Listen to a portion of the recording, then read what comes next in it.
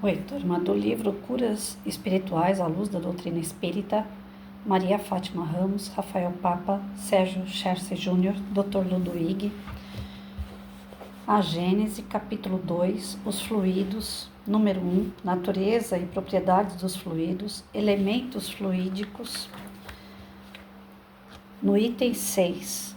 Quem conhece, aliás, a constituição íntima da matéria tangível, talvez seja ela compacta apenas em relação aos nossos sentidos, e o que o provaria é a facilidade com que é atravessada pelos fluidos espirituais, e os espíritos para os quais não são mais obstáculos do que os corpos transparentes não o são para a luz. A matéria tangível, tendo por elemento primitivo o fluido cósmico etéreo, deve poder, em se desagregando, retornar ao estado de eterização. Como o diamante, o mais duro dos corpos, pode se volatilizar em gás impalpável. A solidificação da matéria,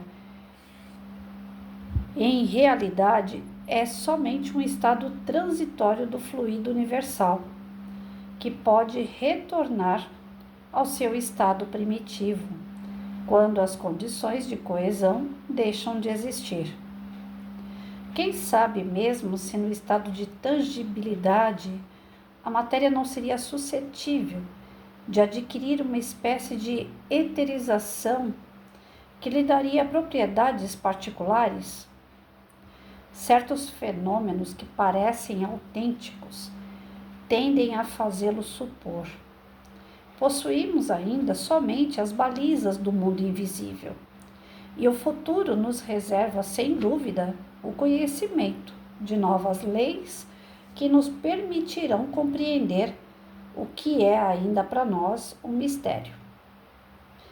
Ou seja, a espiritualidade sempre passa para a gente, nas obras que o Allan Kardec codificou, e os outros espíritos que vêm através de médiuns sérios, que estudam a questão da origem da vida, a vida física, a vida espiritual, todos os espíritos em geral, eles falam para a gente a mesma coisa. Nós não sabemos ainda nem a composição da nossa matéria palpável, matéria física. A gente não sabe lidar com isso aqui ainda. Você passa uma vida inteira com o teu corpo sem saber o que você pode comer, o que você não pode, o que agrada ao teu corpo, o que desagrada. Se você come uma coisa que faz bem para o fígado, come outra, vai comer a mesma coisa que faz bem para o fígado, vai fazer mal para o rim. Nós não conhecemos nem o nosso próprio corpo. Nós temos uma ideia. A gente passa pela escola, a professora fala do corpo humano, partes do corpo, órgãos, sistemas, mas é tudo uma pincelada. Porque é o resumo do resumo do resumo do resumo do resumo que algum cientista chegou até ali. Mas que amanhã, se um outro cientista, uma outra experiência for feita, pode avançar e aquilo que era tido como verdade cai por terra. Porque veio uma outra teoria, porque veio uma outra prova. Então, a ciência está sempre em movimento. O conhecimento adquirido através dela também.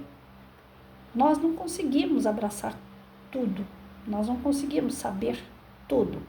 A respeito do fluido espiritual, piorou. Porque o que é fluido material, nós ainda temos uma ideia, a condensação de fluidos que gera matéria. Mas o fluido espiritual, nós estamos muito, mas muito longe de compreender. O que esse último item trouxe para mim foi um pouquinho de paz. Porque eu nunca estudei muito ciências, eu deixei a desejar. Mas quando ele fala, mesmo quem estudou não sabe, Lógico que isso não justifica o fato de eu não saber porque eu não estudei e eu estou certa. Não, estou errada. Eu deveria ter me estudado mais, me aplicado mais. Mas mesmo que eu estude mais, que eu me aplique mais, a minha moral ainda não permite que eu entre em alguns lugares que só espíritos mais elevados podem entrar. Ganhar conhecimentos que espíritos mais elevados têm. Então, ele tranquiliza a gente, dizendo o seguinte: aprende devagarinho, porque tudo vai mudar a qualquer momento e virão outras descrições, outros conceitos. Então, nós vamos ficar sempre buscando resposta para algo que ainda está muito longe de ser respondido. Isso causa um mal-estar, isso causa uma instabilidade, uma insegurança. E aí ele coloca: não crie isso. Vai de acordo com os seus passos. À medida que você vai adquirindo conhecimento e isso vai se agregando em você, outros conhecimentos virão e vão agregando junto. Então, não fique perturbado por não saber. Ele praticamente passa essa mensagem para a gente. Que ele rodou esse capítulo todinho para dizer para a gente o seguinte: nós estamos longe de entender perfeitamente como que funciona o fluido espiritual. Nós somos espíritos, somos feitos desse fluido, porém, quando estamos na carne, existe o esquecimento. Existe essa matéria densa, pesada em cima do espírito, onde existe uma limitação para se conhecer, principalmente aquilo que é do espírito. Que o momento que nós vamos abrir os olhos para esse tipo de estudo, quando estivermos no campo espiritual e mais elevado. Porque mesmo espíritos que estão na área espiritual, se eles não tiverem muito conhecimento, eles não sabem utilizar os seus fluidos. Como a gente deu o exemplo aqui do Ghost, né? Da moedinha na porta. É um exemplo tosco, mas é. O espírito só tem condições de mexer com seus fluidos à medida que ele tem conhecimento. Caso contrário, é perigoso ele até se tornar escravo devido ao seu fluido fraco, não saber manipular esses fluidos, essa energia. Outro que é mais esperto vai conseguir fazer isso por ele. Então, o que nós aprendemos nessa parte de composição de fluidos, né, de elementos do fluido, é que elementos do fluido material é um tipo, elementos do fluido espiritual é outro tipo, mas que existe o fluido para ambos os dois, né, tanto o espiritual como o material, isso é fato. O material vai chegar a um dado momento, como quando cessa a nossa vida na Terra, que esse material ele vai se diluir e vai se formar em fluido novamente. Então nada se perde, não tem uma frase dessa que é falada dentro da doutrina espírita, né? Nada se perde, tudo se transforma. À medida que a gente desencarna, a carne não vai ficar, acabou também, assim, não serve para mais nada. Ela vai se tornar um fluido mais etéreo. Aí eu consigo entender um pouquinho o que eu acho que é isso, né? Se eu estiver enganado, alguém me corrige. Mas eu acho que eu consegui entender agora aquela coisa assim do cemitério, por exemplo. Os espíritas não cultuam o cemitério. Lógico, a pessoa morreu, a gente tem que enterrar. Mas a gente não volta no túmulo. A gente não fica levando flores, levando vela. Nós não cultuamos isso.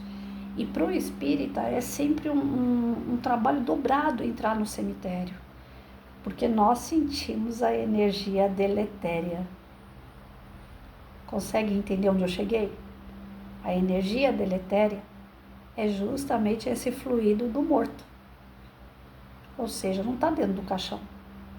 Sai, exala. Está ali, naquele ar. E para que serve? Justamente para compor novos corpos depois. Creio eu que seja isso.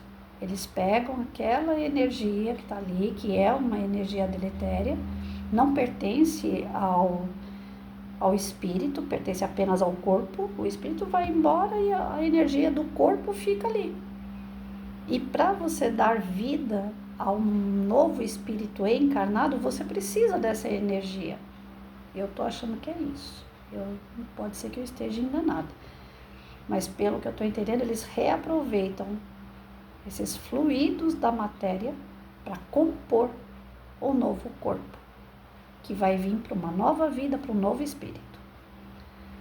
Porque eu já li alguma coisa, não lembro aonde. Se foi o Livro dos Espíritos, Gênesis, o Céu e o Inferno, em algum lugar eu li isso. Que quando a gente vai reencarnar, nós visitamos o planeta que a gente vai reencarnar. E nessa visita, enquanto espírito e perispírito que somos, né? A gente vai pegando as energias desse planeta para compor o nosso corpo. Só que eu não lembro onde. E agora me passou pela cabeça que pode ser isso. Em hospitais, em cemitérios, em lugares onde existe uma grande concentração de fluido. Na minha cabeça agora só veio o cemitério e o hospital. Mas tem as matas, os rios, depende, né? Do tipo de corpo que vai ser feito. A espiritualidade leva a gente até lá para que a gente possa ir compondo o nosso corpo físico através daqueles elementos, daquele fluido. Faz sentido. Se não for isso, pelo menos faz sentido. Fala para mim. Agora, se não é nada disso, pelo amor de Deus, alguém aí passa para mim, porque é o que eu consegui entender. E talvez eu possa ter entendido errado. Então, nós estamos aqui para estudar. Vê aí o que vocês sabem e fala para mim.